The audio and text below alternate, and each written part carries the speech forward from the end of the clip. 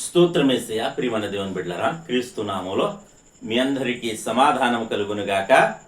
ఆమేన్. ప్రతిదినము దేవుని వాగ్దానం అని ఆత్మీయ చక్కటి కార్యక్రమంలో మిమ్మల్ని ప్రేమపూర్వకంగా ఆహ్వానిస్తున్నాను. దేవుని బిడ్డలారా, ఎలా ఉన్నారు? బాగున్నారా? ఉదయాన్నే లేచారా? ప్రార్థన చేసుకున్నారా?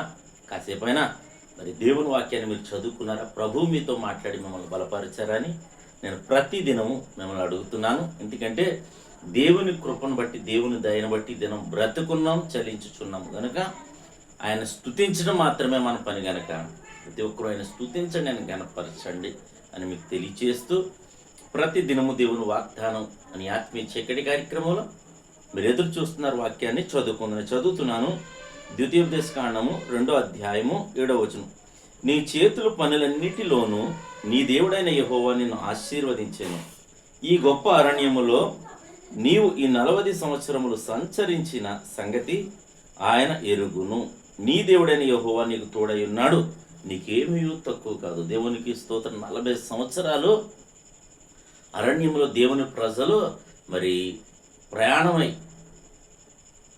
మరి పాలు తేనెలు ప్రవహించే కనాను దేశానికి ప్రయాణమైనప్పుడు వారు సంచరించినప్పుడు వారందరికీ మరి దేవుడు తోడై ఉన్నాడు.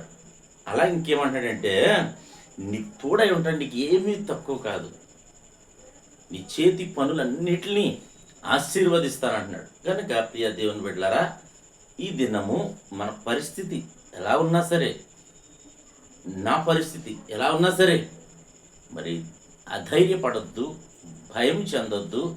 ఎందుకంటే ఇక్కడ ఏంటే, వాగ్దానం చేసిన దేవుడు నమ్మదగిన వాడు.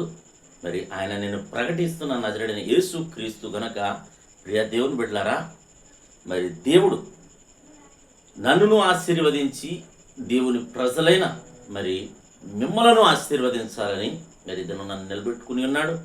అలాగే ప్రతి ఒక్కరిని నిలబెట్టుకుని అనేక మందికి ఆశీర్వాదకరంగా మరి నాడు మరి మన పితరులు మరి జీవితాల్లో చేసిన దేవుడు, మన జీవితాల్లో చేసిన దేవుడు, అలాగే మన ద్వారా అనేక మంది జీవితాల్లో మరి గొప్ప కార్యాలు దేవుడు చేస్తాడు. కనుక ప్రతి ఒక్కరూ దేవుని ఆశీర్వాదానికి, దేవుని కృపకు పాత్రలు కండి.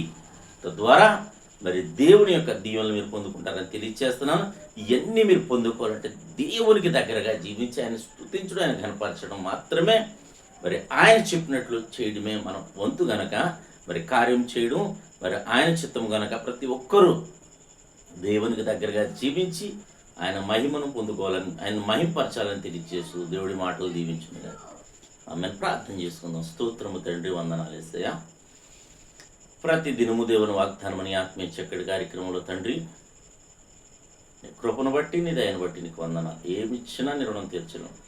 నీకు స్తోత్రాలు. ఎంతమంది ప్రజలు యూట్యూబ్ ద్వారా, షేర్చాట్ ద్వారా, ఫేస్బుక్ ద్వారా ఈ రోడ్డు మార్గం వెళ్తూ చదువుతున్నారో తండ్రి, వారందరి జీవితాల్లో నా ప్రభువా నీ వాగ్దానాన్ని నెరవేర్చమని, నీ కృపను అనుగ్రహించమని ప్రార్థిస్తున్నాను తండ్రి. ప్రతి ఒక్కరిని ఆశీర్వదించండి, చేతు పనులను ఆశీర్వదించండి.